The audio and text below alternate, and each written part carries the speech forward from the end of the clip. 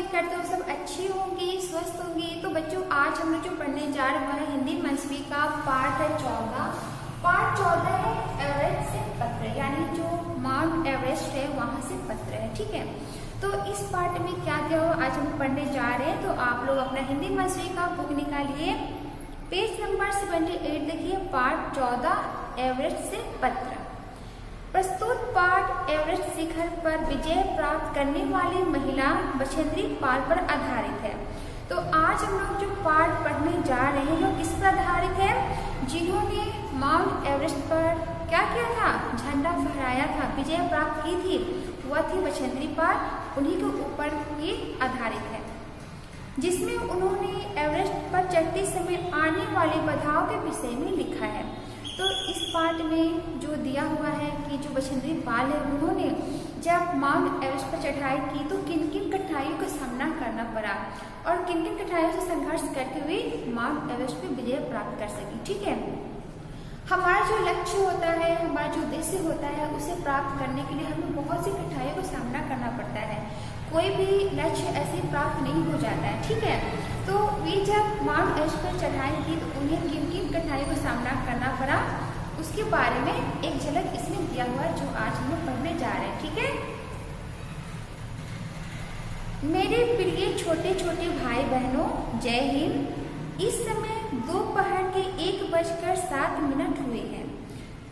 मैं बछेंद्री पाल विश्व के सबसे ऊंचे पर्वत हिमालय के उस शिखर पर खड़ी हूँ जिसे आप लोग माउंट एवरेस्ट कहते हैं। इसे नेपाल में सागर माथा कहते हैं। ठीक है, तो बछेंद्री पाल की तरफ से ये जो पत्र है वे बोलती हैं कि मेरे प्रिय छोटे छोटे भाई बहनों, जय हिंद। इस समय यानी जो पत्र लिखी है कितना बज रहा था? 1:07 हुआ था। विश्व का जो सबसे ऊंचा पर्वत है वह है आपका माउंट एवरेस्ट, जिसे हम लोग क्या कहते हैं? माउंट एवरेस्ट कहते हैं, जो सबसे ऊंचा हिमालय है, जो पर्वत है। और उसे नेपाल में यानी जो माउंट एवरेस्ट हिमालय है उसे नेपाल में किस नाम से जाना जाता है?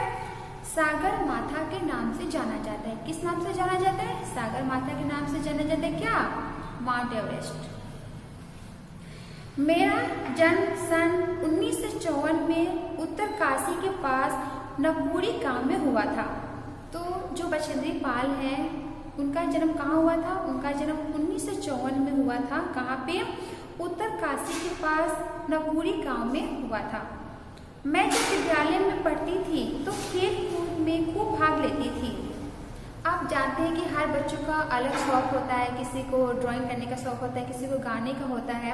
वैसे जब बछेंद्री पाल छोटी थी तो उन्हें खेल कूद करना बहुत ही पसंद था, वे बहुत ही उसमें भाग लेती थी। ठीक है, विद्यालय की खेल प्रतियोगिताओं में विजयी होने पर मुझे अनेक पुरस्कार भी मिलते थे और खेलकूद में वो बहुत ही एक्टिव रहती थी, जिसके कारण जब भी उनके स्कूल में जब भी कोई खेल प्रतियोगिता होता था तो वह हमेशा उसमें कोई ना कोई स्थान प्राप्त करती थी, जिसके कारण उन्हें बहुत सारे पुरस्कार मिलते थे उनके विद्यालय की तरफ से। ठीक है, मैं अपने गाँव की पहाड़ियों पर दौड़कर चढ़ जाती थी।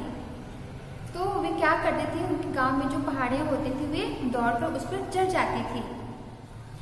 एमए की परीक्षा पास करने के बाद भी मुझे घर के काम काज करने में जरा भी संकोच नहीं होता था। उन्होंने पढ़ाई लिखाई बहुत अच्छी की थी, वे एमए पास की थी, उसके बावजूद उनके जो घर के काम होते थे वे काम को करने में संकोच यानी शर्म नहीं करती थी। आजकल बहुत से ऐसे लोग हैं जो बहुत पढ़े लिखे होते हैं लेकिन उनको अपने घर का काम करने में बहुत ही संकोच होता है। उन्हें ऐसा लगता है कि हम लोग यदि काम करेंगे तो लोग क्या बोलेंगे कि देखो पढ़ लिख कर ये अपना ऐसा काम करती है, घर का काम कर रही है।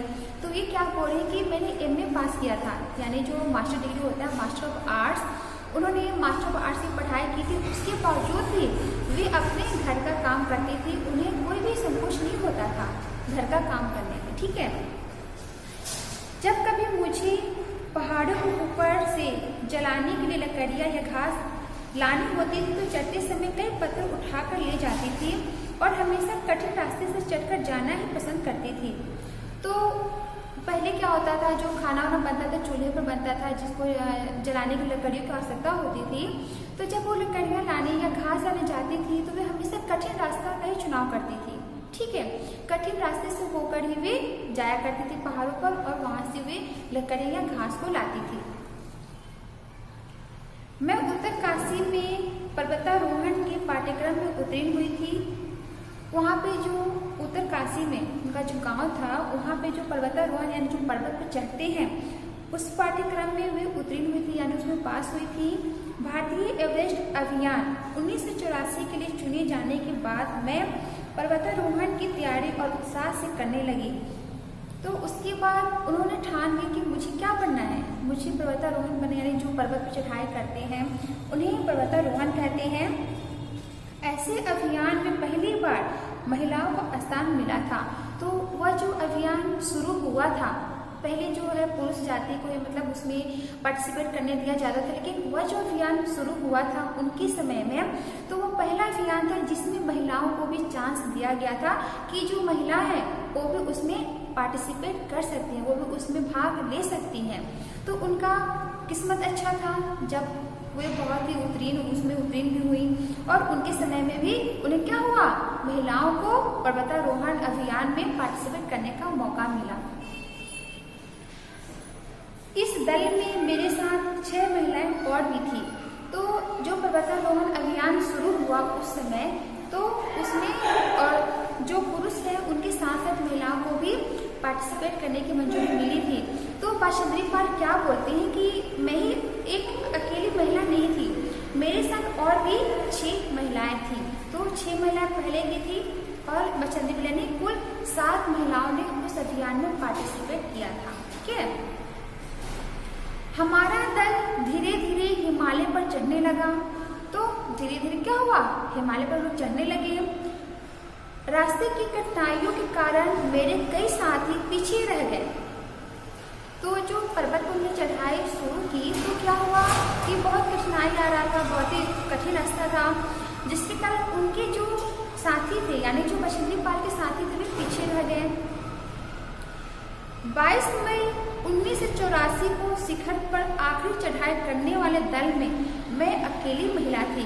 तो जब आखिरी जो चढ़ाई थी वह था 22 मई सन 1984 को शिखर पर आखिरी चढ़ाई था, जिसमें जो चढ़ने वाली महिला थी उसमें एकमात्र बाशंद्री पाल ही बच गई थी।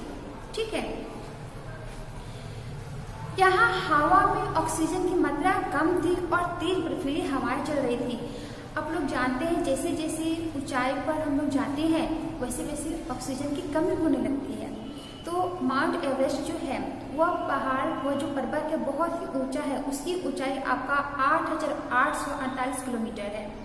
तो वे उस ऊंचाई पर गए तो क्या बोल रही हैं कि जैसे मैं ऊंचाई पर गए तो वहाँ पे ऑक्सीजन की क्या थी, बहुत ही कमी हो रही थी। ठीक है, और बर्फीली हवाएं भी चल रही थी। तो जैसे जैसे ऊंचाई पर हम चढ़ते हैं तो ऑक्सीजन की कमी होने लगती है। ऐसे मौसम में कोई भी 3-4 दिन से अधिक जीवित नहीं रह सकता था। तो मौसम इतना खराब था, इतनी बर्फीली हवाएं चल रही थी कि कोई भी अपने आप को वहाँ पर सर्वाइव नहीं कर सकता था, अपने आप को वहाँ पर जीवित नहीं रख सकता था। तो वे क्या बोलते हैं कि ऐसे मौसम में कोई भी 3-4 दिन से ज़्यादा जीवित नहीं रह सकता था, उसको अंत में दम तोड़ना ही पड़ता। इसलिए इतनी ऊंचाई पर बिना रुके बस चढ़ते ही जाना होता है। इसलिए वहाँ पे जो बर्फीली हवा चल रही थी बिना रुके लगातार चढ़ाई करनी पड़ती है। यदि आप नहीं करोगे तो जो भी पर्वतारोहण होते हैं वे चढ़ाई यदि नहीं करेंगे तो वे जीवित नहीं रह सकते हैं। तो वे क्या बोलते हैं कि ऐसे मौसम में जो था कोई भी 3-4 दिन वहाँ पर रुक जाए तो जीवित नहीं रह सकता था। इसलिए इतनी ऊंचाई पर जाकर लगातार चढ़ाई करनी पड़ती है, रुकनी नहीं होती है। सुबह से 5 बजे मैं अपने तंबू से पूरी तरह तैयार होकर बाहर निकली। तो क्या बोली कि जब सुबह के 5:30 बजे थे तो मैं अपने तंबू से तैयार होकर बाहर निकली। शिल्पा, अंगद दोरजी और मैं दोनों अपने लक्ष्य की ओर बढ़ने लगे। सूरज चमक रहा था जिसके कारण बर्फ की परतें कुछ ढीली पड़ने लगी थी और चढ़ना थोड़ा आसान हो गया था। तो जो बर्फ वहाँ पे जमे हुए थे तो सूर्य का प्रकाश जब उसमें पड़ रहा था तो बर्फ क्या था, पिघल रहा था। तो क्या बोली कि जब इस तरह हो रहा था तो थोड़ा थोड़ा चढ़ाई में आसानी हो रही थी क्योंकि थोड़ा सूरज का क्या होता प्रकाश मिल रहा था। 23 मई 1984 की दोपहर को करीब 1 बजे मैं और अंग दोरजी हिमालय के सबसे ऊंचे शिखर पर थे। 23 मई 1984 को 1 बजे मैं यहाँ पर किसके लिए प्रयोग हुआ है?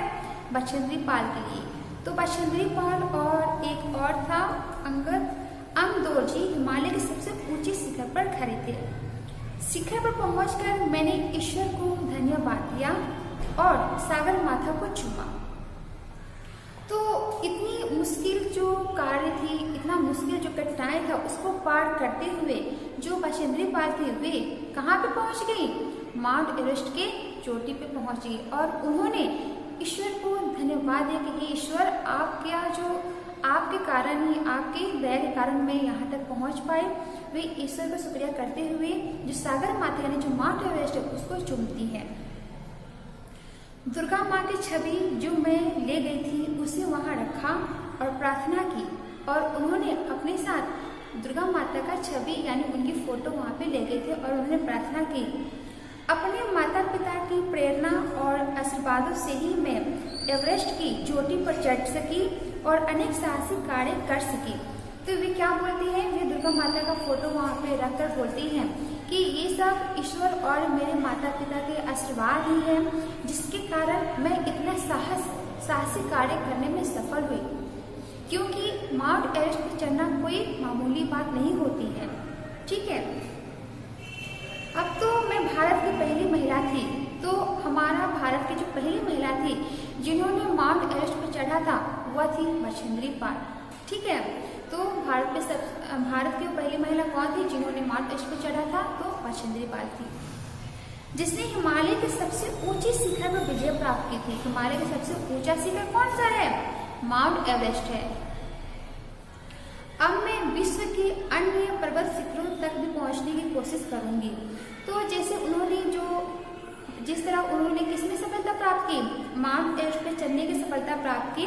तो वे क्या बोलते हैं कि और भी जो पर्वत शिखरों हैं मैं वहां तक पहुंचने की कोशिश करूंगी। मेरे बाल मित्रों, आपसे अंत में यही कहूंगी कि उठो, चलो और आगे बढ़ो जब तक कि आपको अपना मन चाहा लक्ष्य प्राप्त न हो जाए।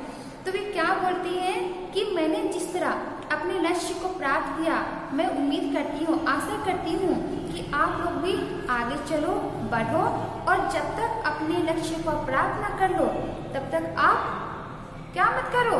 आराम मत करो, पीछे मत हटो, अपने लक्ष्य को प्राप्त करो।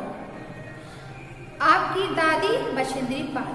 ठीक है, तो आप लोगों ने इस पार्ट में क्या लिखा कि किस तरह जो बछेंद्री पाल थी हमारे देश की, हमारे भारत की पहली महिला थी जिन्होंने माउंट एवरेस्ट पे झंडा फहराई। ठीक है, तो आप लोग कोई भी आपका जो लक्ष्य हो उसे बिना प्राप्त के हार नहीं मानना चाहिए। ठीक है, तो आप लोग इस पाठ को ध्यान से पढ़िएगा और इसमें कोई भी डाउट हो, कोई भी संदेह हो तो आप लोगों को मुझसे क्लास में पूछना है।